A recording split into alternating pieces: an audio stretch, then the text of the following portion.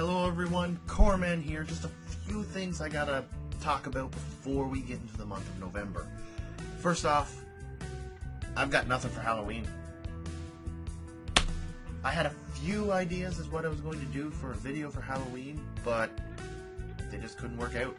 I was going to do Alien Isolation, but unfortunately, my computer's too crappy to actually take in the awesomeness of that game. So when I tried recording it, it was a pile of junk. It was unwatchable. Let's just say that. If you don't want to see it, it was unwatchable. So unless another game comes up that I find within the next 2 weeks, next few days, there'll be no Halloween episode at all. But November is coming up, and with November will be the start of me playing the Mother series, which is still, as well, I already meant. I mentioned this before, but I will be playing through the entire Mother series from Mother to Mother 2 to Mother 3, hopefully start to finish.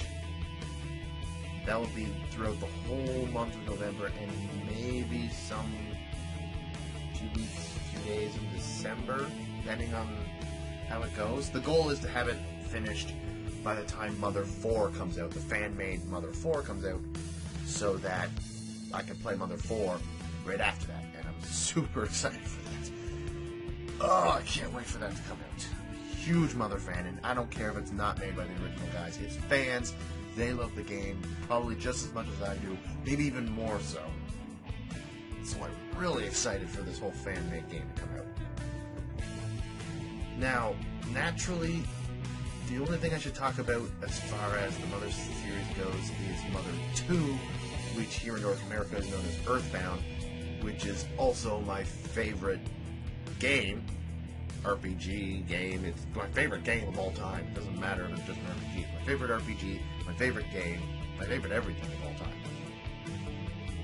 So, for those of you who might have seen it years ago, or might even remember me, I did a Let's Play on Earthbound on my last channel, Chaos X110. So this time, instead of doing a normal Let's Play, I'm going to be doing a Let's Play challenge. Now the thing about this challenge is that there's so many rules. I went online and looked at several of the rules that people were making up for this game, and I just comprised the list of my own rules, or rules that I liked, and decided to tweak them in my own way so that the game would still be challenging, but yet it would be fun. So, the only name that I could come up with this challenge is the Nuzlocke Challenge, which was originally meant for Pokemon, but it was the only name that could come up. So for this challenge, some of the rules will be similar to that of a Nuzlocke Challenge in Pokemon, but it's going to be tweaked so that it suits Earthbound. The names that I'm going to be using for this challenge are as follows.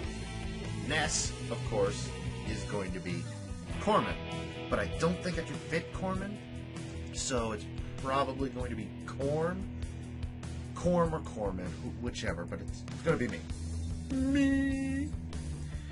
Paula is actually going to be named Gloria. And I got another cough coming on. Now, Gloria is a name from a character in one of my stories that I'm writing, known as The Last Summoner. Gloria is the main character. My main character is a blonde female. Paula is a blonde female. They both have special powers. Boom! Guess what? Perfect fit. For Jeff, I'm going to name him after another YouTuber and a friend of mine, Indie Syrup. And remember that it'll probably be here. So, Jeff is smart. Indie Syrup is smart. Perfect fit. And then we have Pooh. I'm going to name him Flag. If you remember, if you've seen my Guardians Crusade video, I've named the baby Flag. Well, this time I'm going to be naming Pooh, who is the guy who essentially kicks ass with his martial arts. I'm going to be naming him Flag as well, after Stephen Flag, another YouTuber, and also another friend of mine. So as far as the names go, there are three groups of rules. There's the main rules, the optional rules, and I have character-specific rules. And those are going to be fun. So, first off, the main rules. As per the usual as it is in a Nuzlocke challenge, if a main character falls unconscious, they are classified as dead. Problem is that, let's say, if Paula, or in this case, Gloria, was to fall unconscious, you're screwed. You can't win the game, because you need her to beat the game. So, the way I'm doing it is that if a character falls unconscious, I, myself as a player, can't revive them. They have to be revived by the story, I guess. So if I need to talk to an NPC, and that NPC ends up reviving everyone when I talk to them, done. The character's back alive and can continue fighting again.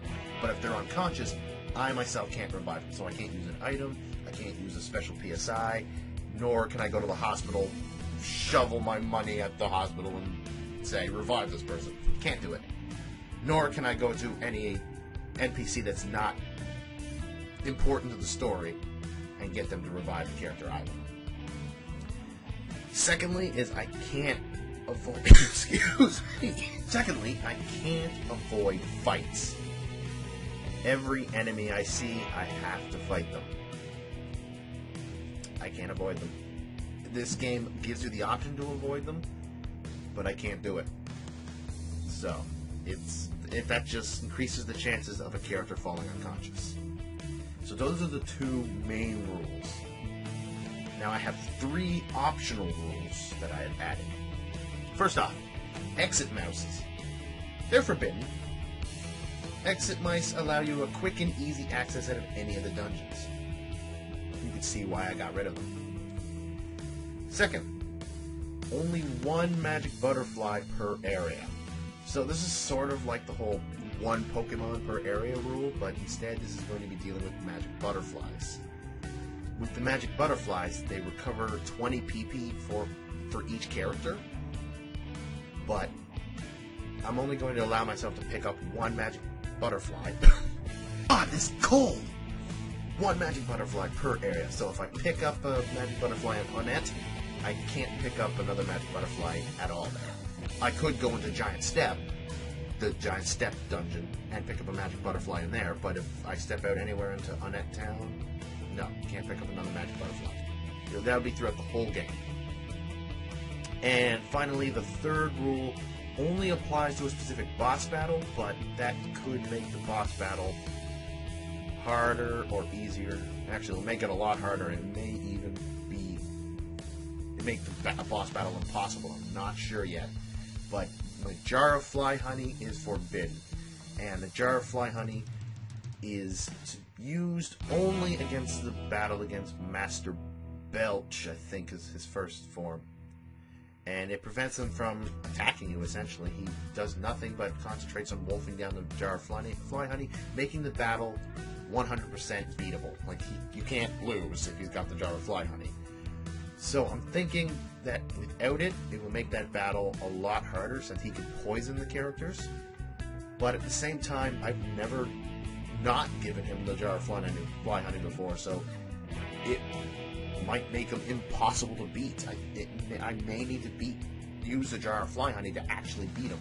I don't know yet. So this rule is an optional rule and not a main rule because of that fact. And now for the character rules. Oh boy. For Ness, or Corman, me, offensive PSI is forbidden. So in other words, the PSI rockin' or gaming or whatever it's called, his offensive PSI is forbidden because he is a powerhouse, attacks all enemies for like massive damage. So you can see why I'm forbidden. Can't talk today. You can see. Yeah, you can see why I'm not putting it in. Also, can't call for Mom when he's homesick. When Ness is homesick, it sometimes prevents him from attacking or doing any other action. you can see why I want to keep it in. So, I'm allowed to use any other method of curing homesickness, but I can't call Mom in order to cure the homesickness. I mean, I could go to her and speak to her, travel all the way back to Onett if I wanted to and get rid of the homesickness, but I can't call her. Sorry, Mom. And finally, Corman, or Ness, must travel through Magicant alone. Anyone who knows the game knows that Magicant is Ness's inner mind thing, something like that. And there is the option to take a flying man, is what they're called, with you, and it helps you in battle. Not allowed. Gotta go through Magicant by myself. Makes it that much more difficult. And he can't use his offensive PSI. That's gonna be fun. Gloria. Paula, Gloria, whatever. It's gonna be Gloria. She must pray at least once during boss fights. I know praying is an important part of the game and needs to be used at the end of the game. No spoilers right now. But if you use it before that specific part, a random effect will happen. So everyone could start crying, or everyone could just die, or everyone could be fully healed. So I'm not going to do it for every battle because of the rule of must fight every enemy you see. So having her pray every battle is going to be tedious, and I might forget. But every boss battle, perfect, because boss battles are tough.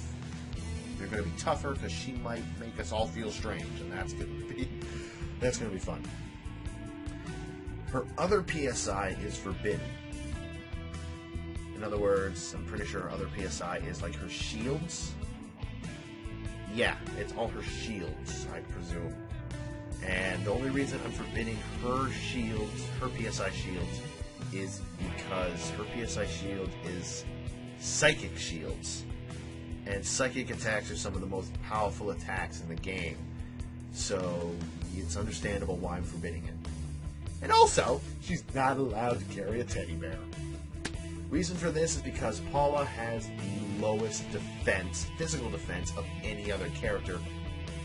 I'm guessing Jeff may have the same amount of defense, it just gets more health, but I think Paula has the lowest defense of any of the 4 characters in that game. And a teddy bear takes some physical damage that will take some of the physical damage instead of herself. So she is not allowed to carry a teddy bear. The funny thing is that she gets a teddy bear straight as soon as you find her. I gotta swipe it from her. Gotta take it right from her. So she's not allowed to have a teddy bear. Now for Jeff, or Indy Syrup in this case. Bottle rockets are forbidden. That is a given. Bottle rockets are some of the most deadliest weapons in the game. The multi-bottle rocket can do like over 9,000 damage. It can actually break the damage limit. It does like 10,000 damage to even bosses. So, no bottle rockets are a given. And you can only have 2 fixed items on him at one time. Weapons not included. So, Jeff has this uncanny ability to fix items, and some of his most powerful weapons are found with him fixing them. But what I'm going to do is he's allowed to have a weapon on him that he fixed, but other than weapons, any of the items such as the neutralizer, the shield killer, the slime generator, any of those kind of items, he's only allowed 2 of them at one time. So the others will have to go into storage, which is Ness's sister Tracy. Those other items and such will have to go into storage, as Jeff's only allowed to have 2 of them at him at all times. I can switch between one of the 2 if I need to, but other than that, he's only allowed to have 2. And finally, Flag. Oh boy, I had a lot of trouble thinking up of Pooh's abilities and what to restrict them on. So first off, just like Paula, Pooh has a special ability as well called Mirror. It's a move that I've never really used all that often because I find that Pooh is stronger not using it, and half the time it doesn't work. But I'm going to use a standard Pokemon Nuzlocke rule for this, but with Mirror. Pooh must mirror the first enemy he sees in each area, and again if that same opponent, same enemy appears again. So, an example. If Pooh was walking around Onett and met up with Spiteful Crow, I think they're called, he has to mirror that enemy. If it's the first enemy he saw, he has to mirror that enemy. Then, he beats the Crow. Let's say he beats the Crow. Obviously, he will. But then he goes into a battle with the Runaway Dog and then a Spiteful Crow, which can't happen in Onett. But let's just say, hypothetically, he gets into a battle with the Runaway Dog and the Spiteful Crow. He has to mirror the Spiteful Crow because it was the first enemy he's seen in Onett. So, if he had seen just the Runaway Dog, no. If he had seen the snake, whatever the snake's called, no. If he sees the Spiteful Crow again, yes, he has to mirror it because it's the first enemy he sees. That's how his mirror is going to work in every area. And finally, cold again. Finally, Flag Pooh, his recovery PSI is forbidden. And the reason I did this is to make Ness the primary healer for this. This is more of a restriction on Ness rather than Flag. On Ness rather than Pooh, I guess. Mainly because Ness's strongest attribute is his physical attack. But if he's too busy healing everyone, he can't use a physical attack. Whoops! So, Pooh or Flag's recovery PSI is forbidden. He can still use his offensive PSI, which is actually pretty deadly, but it's being restricted as well. So that's how this Earthbound challenge is going to work. Hopefully, it's not going to be too hard where it's near impossible, but yet it's not going to be too easy where I just breeze through it. And I know Earthbound quite a bit, so I can breeze through it on a normal playthrough. Hopefully this will make me stop and think and not go, oh, I can beat this enemy no problem. I'll have to come up with some brand new strategies. This is what I'm hoping for. So, I've talked long enough. I've mostly coughed. Don't ever get colds, even though I know it's impossible. Don't ever get colds like me. So, that's going to end things here. I'm going to be finishing up a few more videos just for the month. Hopefully, maybe I can finish Guardians Crusade, I think, is the one that's furthest along and near the end. Closer to the end, I guess. But I doubt I'll be able to finish any other video that I'm working on right now. So look out for the Mother series that's happening in November. And hopefully look out for Mother 4, which what happens after that. I'm hoping. I hope this cold goes away real soon.